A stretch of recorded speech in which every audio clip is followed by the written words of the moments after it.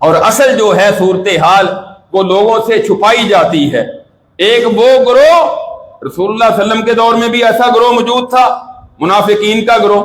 ایک طرف ایمان والے ہیں، دوسری طرف کافر ہیں، اور تیسرا گروہ ہے منافقین کا، جنہوں نے نبی کریم صلی اللہ علیہ وسلم کو اور آپ کے صحابہ کو بہت سارا نقصان پہنچایا ہے۔ منافقین کا گروہ عبداللہ بن ابی جن کا سربراہ تھا، اور اس کے بعد صحابہ اکرام کا جو دور آیا تو حضرت عثمان رضی اللہ تعالیٰ عنہ کا جو باغی گروہ تھا جنہوں نے حضرت عثمان کو شہید کیا ہے، وہ بھی ایک تیسرا گروہ تھا۔ ان صحابہ میں سے کوئی بھی نہیں تھا،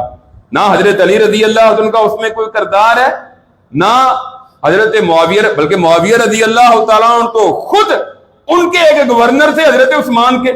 اور ان کے نامزد کردہ گورنر تھے، اور پھر اسی قبیلے اسی خاندان میں سے تھے، اور رشتہ داری میں بھی آتے تھے۔ تو انہوں نے حضرت عثمان رضی اللہ عنہ کو شہید انہوں نے تو نہیں کروایا، اور نہ تو یہ دعویٰ کرتا ہے۔ تو یعنی ایک تیسرا سازشیوں کا گروہ، جس کی تفصیل میں پہلے ذکر کر چکا ہوں، جو باغی گروہ بھی اسے کہا جاتا ہے، خارجی گروہ بھی اسے کہا جاتا ہے، یہ سارا ان کا کیا درا تھا۔